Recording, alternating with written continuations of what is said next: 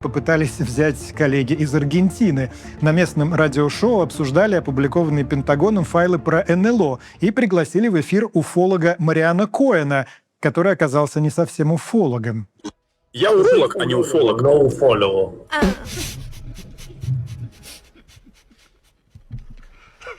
Звучит похоже, но это не одно и то же.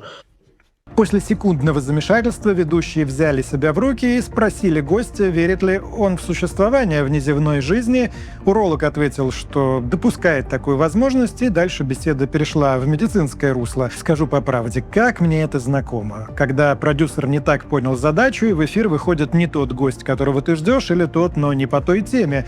Но вообще, если подумать, разговор про неизвестные формы жизни вот именно с урологом не такая уж и ошибка. Опять же, урологи хорошо разбираются в снимках продолговатых объектов.